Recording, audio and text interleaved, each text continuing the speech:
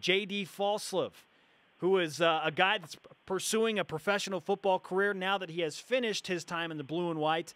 And J.D., we'll talk about what you're doing right now in just a moment, but let's get to the topic at hand, and that is BYU and the allegations they're facing. Why has BYU been able to avoid situations like this in the past, given the compliance structure set up?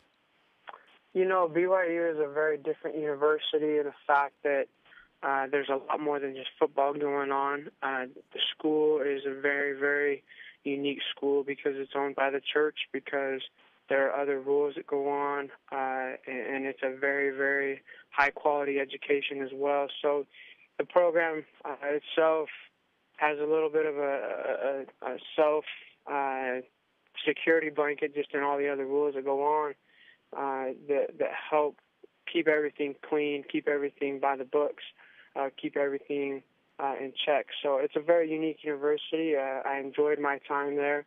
I learned a lot there, and look back on my 5 years there, and I'm very, very thankful for my time. J.D. Falslev is on BYU Sports Nation. How were you made aware of the different and varied rules and how you could stay in line with those? The compliance, we had a compliance meeting every single year before we even stepped foot on the field.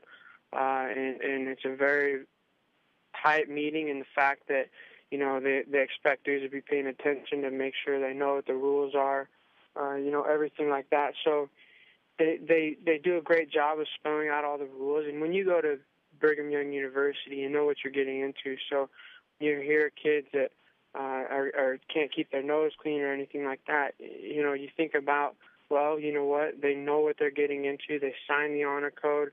The honor code isn't something that's sugar-coated or anything like that. They lay it out in black and white. So it's very well laid out. They make you aware of the rules. And from that point forward, it's up to the players to really hold to those rules. J.D. Falslev, BYU wide receiver from 2009 to 2013, joining BYU Sports Nation, had 103 career receptions, 9 touchdowns scored in his career. J.D., when you were playing here, I can imagine that as a guy between the ages of 18 and 24, you were presented with some opportunities as a high-profile athlete to take some benefits. How difficult was it for you to stay within all of the rules? You know, if you take it by a long picture perspective, it makes it pretty easy because you know that at some point, if you continue to work and perfect your craft, that at some point you'll be able to provide for yourself, provide for your family, something that I've always dreamed of being able to do by working every single day, by every day taking a step forward, not taking steps back. And so when you look at it long-term perspective, it's easy to just say, you know, no, thank you. I appreciate the offer, but, you know, I'm going to do this my way. I'm going to earn these things. And when the time comes, then you can reach out to people and get help if you need it. But it makes it easy, you know, to say, I'm going to do this my way when you have that long-term perspective in mind. JD, are the rules frustrating in any way to you as an NCAA athlete, given kind of the climate of, hey, some of these rules seem outdated and want to change? That seems there's a need for a change. It seems that that's kind of the idea that's going on. Not necessarily unionization and paying athletes, but just some of these rules. Can we make it a little easier for these guys to actually manage? You know, you can look at all the rules. You can look at whether kids should get paid or not, you know, so many different ways. But when I think of, you know, having my education paid for, being able to play the game that I love, being able to get this brotherhood with these guys that I'll never, ever, I wouldn't trade for the world. It's something that I cherish. It's something that I'll hold on to for the rest of my life. When you look at that and how I was able to maybe affect a few kids here or there, hopefully, you know, through them watching me play or them meeting me or, you know, reaching out in some service opportunities or things like that, it makes it all worth it. And that was enough for you? Yeah, I mean, yeah, it would be nice to get a paycheck or it would be nice to do this or that, but at the same time, you know what? We're playing this game that is a very unique game. Is a game that when you give a lot to it, it gives a lot back. And it's people say it's the greatest team sport in the world, and I 100% agree, because one person doesn't do their job, and it affects 10 different guys on a field at one time. Instead of, someone didn't get their job done, it's okay. It's a team game, and there's so many things that have to go right for a play to go right that people sometimes don't understand and can't grasp.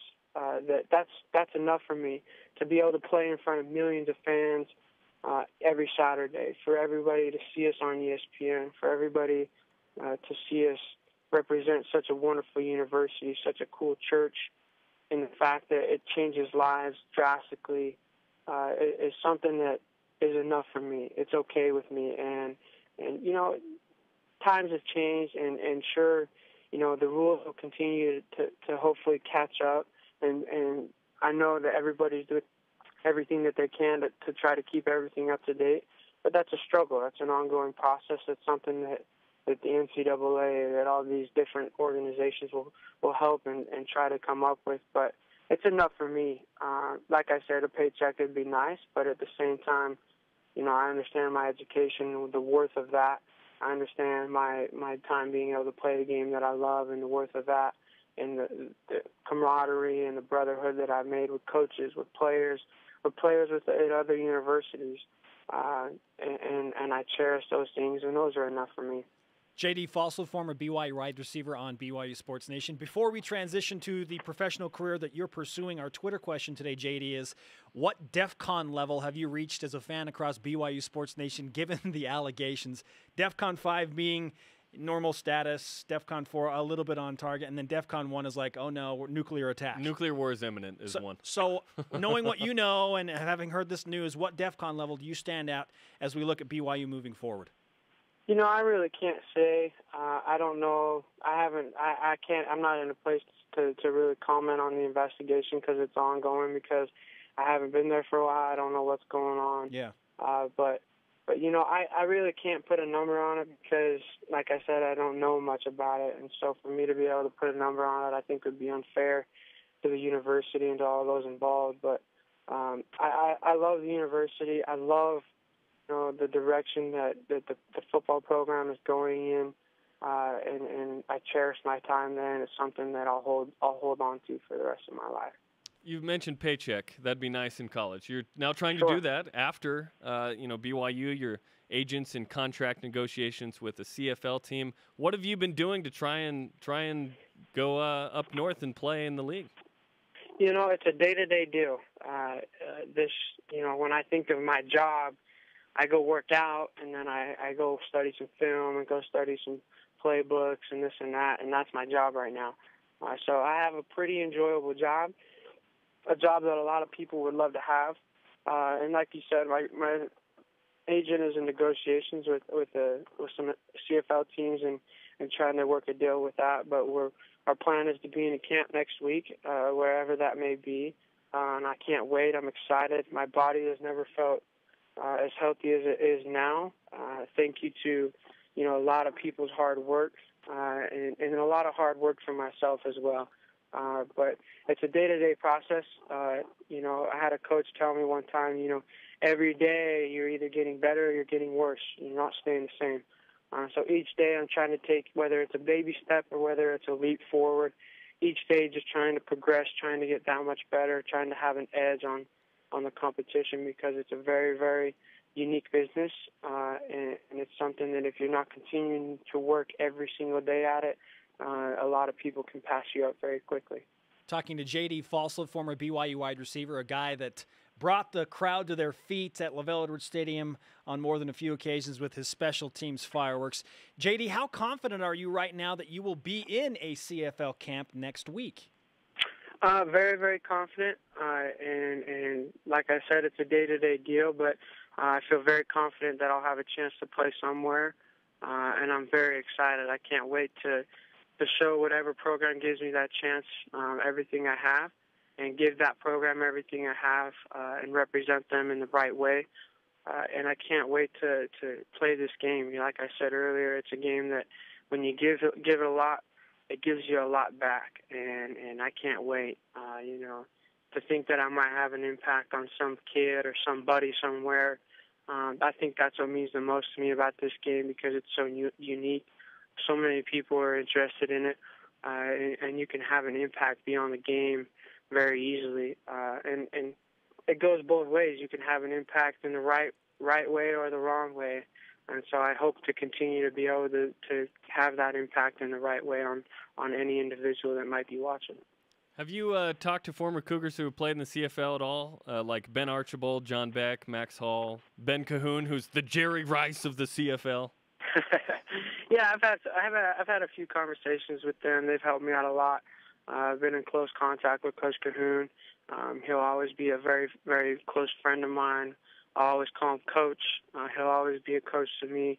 He taught me so much in my time at BYU with him that I'll never be able to repay him for. He was a technician.